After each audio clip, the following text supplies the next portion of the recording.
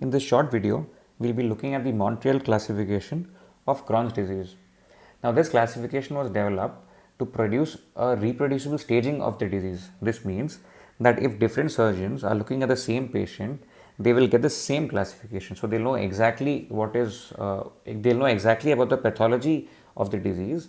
Now, how this helps is that this helps predict the remission and the relapse of the patient, because as you all know, Crohn's disease and ulcerative colitis, both the inflammatory bowel diseases, these patients suffer from recurrences and relapses. So when you have a classification which is reproducible, this classification helps to predict remission and relapse. So when a patient is being sent home, if he has a higher Montreal score, this means he has a higher chance of relapse. So this will therefore help in therapy. Now, what are the components of the Montreal classification? Now, there are three components. That is the age at disease. This is in years. The behavior and the location. Now, this can be remembered by the mnemonic LAB. So, in the laboratory of Montreal, some surgeons came up with this classification. So, first let us look at age at diagnosis. Now, age at diagnosis is in years. A1 is up to 16 years. A2 is 17 to 40 years, and A3 is more than 40 years. Now, in this, we are more concerned whether the cutoff, it doesn't really matter whether it is A1 or A2. What is significant here is A3. That is, if it is before the age of 40 years, it is A1 and A2, and before A3, it is more than 40, and after A3, it is, before the age of 40 years, it is A1 and A2, and after the age of 40 years, it is A3. Now, the second is behavior. So, now Crohn's disease, it is a chronic disease, and it is a transmural disease. This means it involves all the layers of the intestine, and gradually as the disease becomes more and more chronic, the patient starts to develop strictures. So, B1 is non-stricturing or non-penetrating. So, as strictures are developing, as the disease becomes more chronic, as the disease evolves, not only do strictures form, but they can also be fistulas forming between the bowel and the adjacent viscera. So, it can also happen between loops of ileum. It can happen between the ileum and the colon. It can also happen between the bowel and the other viscera, for example, the urinary bladder. So, B1 is non-stricturing or non-penetrating, B2 is stricturing, and B3 is penetrating.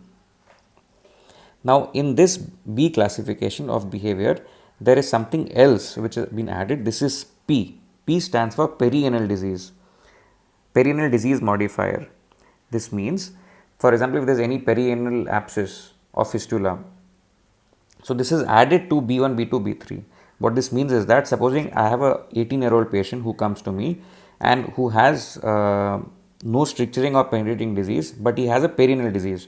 So, since he is 18, his classification will be A2. It is non-stricturing and non-penetrating, so it will be B1, and it will be P. P means that he has perianal disease.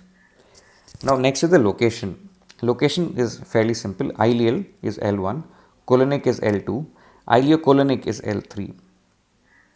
Now, the most common site of Crohn's disease is the small intestine and the large intestine combined. This is the highest. This is the site which has the highest incidence. The second is the small intestine alone. Third is the large intestine alone.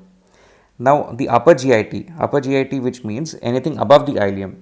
That means the mouth, the esophagus, the stomach, or the duodenum, or the jejunum.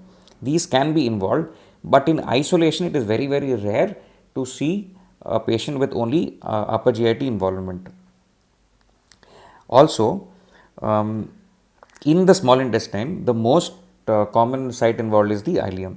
So, L1 is ileal, L2 is colonic, L3 is ileocolonic, and L4 is isolated upper GIT. Isolated upper GIT refers to any site above the ileum. So, now in our previous patient, who is an 18-year-old boy who comes with non-stricturing, non-penetrating, so it is A2, B1. It is perianal disease is present, so it is P, and he has disease in the ileum as well as the colon, so it will be L3.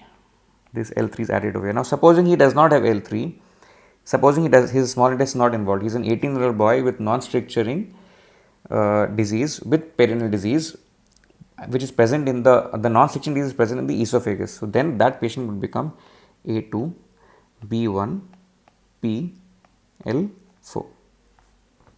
So this in brief is the Montreal classification of Crohn's disease.